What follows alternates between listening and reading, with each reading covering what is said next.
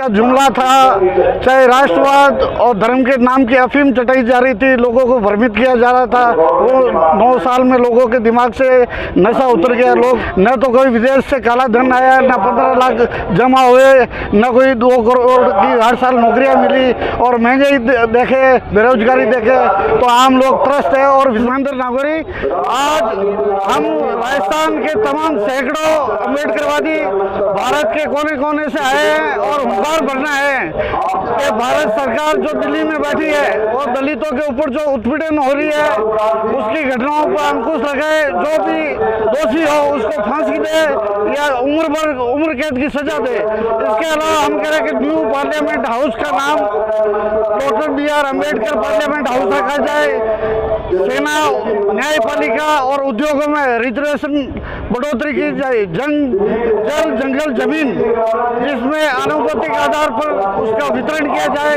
EVM की बजाय ballot paper से जो भी विधानसभा और लोकसभा के चुनाव किए जाए। इसके अलावा हमारी ये मांग है कि जो IAS की लेटरल एंट्री, बैकडोर एंट्री की जा रही है, हमारे कोटा के जो लोकसभा स्पीकर है उनकी बेटी को बैकडोर एंट्री दी गई है। उससे कहीं न कहीं बहुजन समाज के साथ में बहुत बड़ा अन्याय हो रहा है। तो हम हुंकार भरना है कि अगर इन मांगों पर गौर नहीं किया गया, संविधान को 9वीं अनुसूची में नहीं डाला गया, तो सड़कों पर उतरेंगे और आंदोलन करेंगे हमारी न्याय की मांगों को मनवाने के लिए। चुनाव है सर राजस्थान में। हाँ, तो इसमें खुला है कि दलित समाज का जो हितों का, अधिकारों की बात करेगा, दलित समाज उसको वोट और सपोर्ट करेगा। बीजेपी वाला बोल रहा है ED का छापा पड़ा गहलोत CM। ये सिर्फ चुनावी प्रोपेगेंडा है कि कहीं न कहीं जो सरकारी मशीनरी है उसका दुरुपयोग हो रहा है। वहाँ पर अभी कल के न्यूज़पेपर में आया है कि 2 ED ऑफिसर को रिश्वत के करोड़ों रुपए, लाखों रुपए के साथ में रेड हैंडेड गिरफ्तार किया गया है। बीजेपी वाला बोल रहा है ये सब बदनाम किया जा रहा है बीजेपी को। ये तो जो आप लोगों का, पत्रकार लोगों का, रिपोर्टर और मीडिया की, इलेक्ट्रॉनिक मीडिया की आवाज़ है, अगर उसको भी ये कहा जा रहा है बदनाम, तो इसमें तो मीडिया जो लोकतंत्र का एक मजबूत स्तंभ है वही फैसला कर सकता है। 5 साल कांग्रेस की सरकार लोग गहलोत काम नहीं किया। लोगों में काफी हद तक इस बार ऐसा लग रहा है कि एंटी इनकम्बेंसी जो है वो बिल्कुल नजर नहीं आ रही है। और 25 सालों का जो मिथक है कि सत्ता परिवर्तन होती है, इस बार शायद लोगों का पूरा मानस है कि उनको उनके काम के आधार पर वोट करने के लिए लोग माइंड मेकअप कर चुके हैं। बोल रहा है कि पेपर लीक हो जा रहा है बार-बार एग्जाम देने से पहले ही। पेपर लीक में जो ऊपर कांग्रेस की सरकार है, वहाँ पेपर लीकेज में जो भी दोषी अधिकारी है उनको शायद आला कमान ने ऑर्डर देके तुरंत प्रभाव से गिरफ्तार किया है। या निचले लेवल पे जो घोटाले होते हैं उसमें कोई मिनिस्टर या मुख्यमंत्री का कोई दोष नहीं होता है। निचले लेवल पे किसी की भी सरकार हो, यह हो सकता है।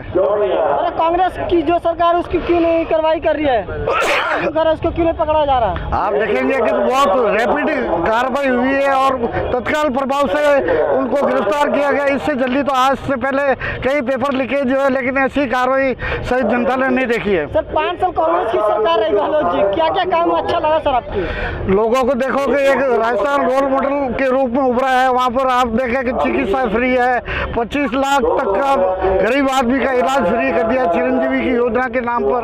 इसके अलावा 500 रुपये में गैस की टंकी दी जा रही है जो पहले 1200-1300 रुपये थी, और गैस सब्सिडी दी जा रही है। लोगों को 200 यूनिट बिजली की फ्री दी जा रही है। राशन वादा किया तो वो पूरा कर रहे हैं राजस्थान में। करीब इन्होंने अपना जो मैनिफेस्टो था उसमें करीब 90% अपना कर दिया और लोगों को रोजगार भी दिया है, खूब युवाओं को रोजगार मिला है। तो लोगों में उनको लेकर सकारात्मक प्रतिक्रिया है। इस बार 24 जो चुनाव होने वाला विधानसभा की सरकार चाहेगा राजस्थान में? जनता चाहती कि जो काम करेगा उसको जनता सर आंखों पर बिठाएगी, और इसकी ये अभी वर्तमान सरकार लोगों की नजरों पे बिल्कुल 24 कैरेट सोने की माफी खरी उतरी है। अगर 2000 जब कांग्रेस की सरकार वहाँ अच्छी काम कर रही है तो फिर क्यों वापसी चाहते हैं आप?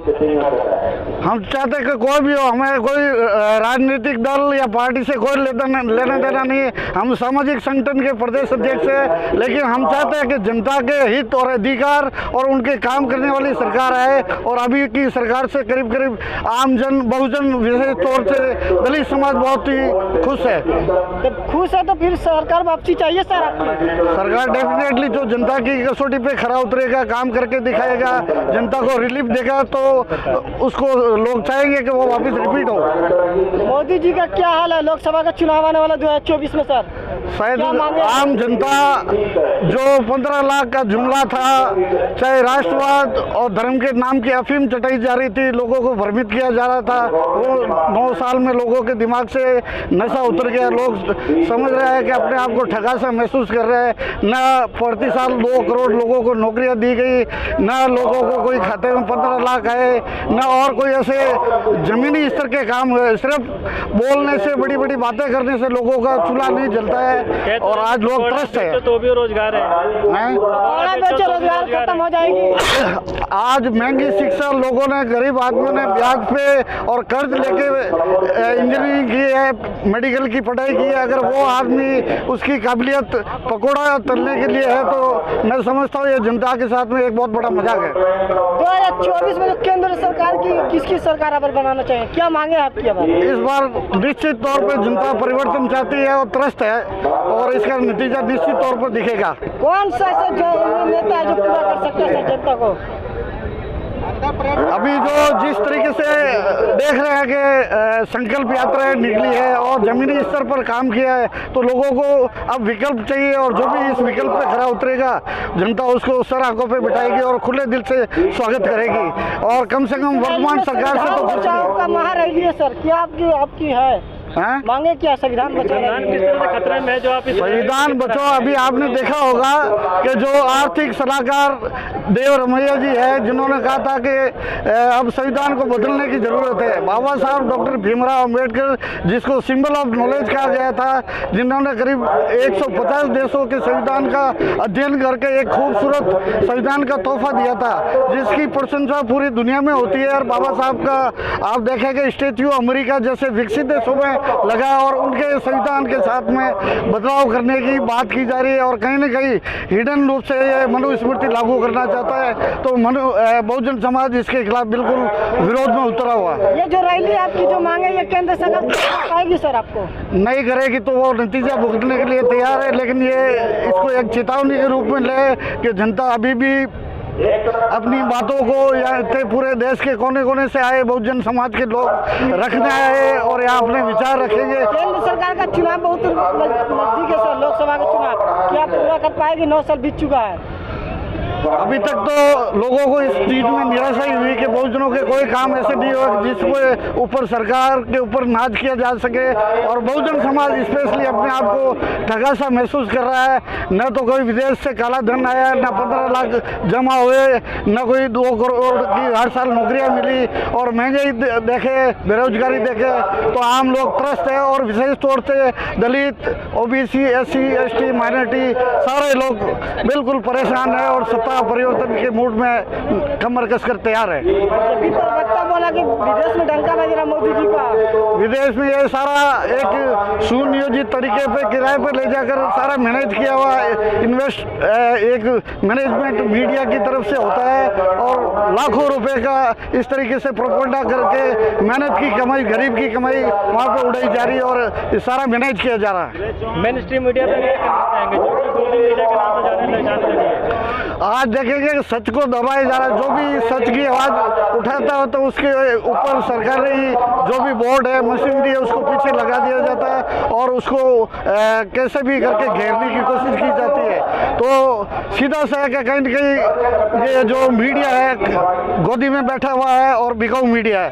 लोगों को इसके ऊपर भरोसा उठ चुका है, और आप जैसे जो मीडिया कर्मी है उससे हमें बड़ी उम्मीदें हैं कि आप हमारी आवाज़ आगे तक पहुंचाने का काम करेंगे। क्या नाम हुआ सर आपका?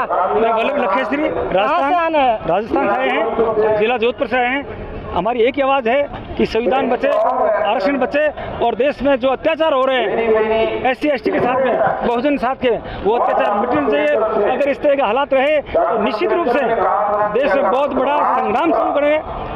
हम अम्बेडकरवादी है, हम संविधान में विश्वास करने वाले हैं, हम किसी प्रकार की देश की अशांति को भंग करने वाले नहीं हैं। लेकिन आपके माध्यम से हम देश के सत्ताधीशों को कहना चाहते हैं कि इंसान के साथ में इंसान जैसा व्यवहार हो, उनके अधिकारों की रक्षा हो। विशेषकर बहुजन समाज जो देश का 80% भाग है, उसके साथ में देश में अत्याचार नहीं होना एक बहुत ही दुख की बात है।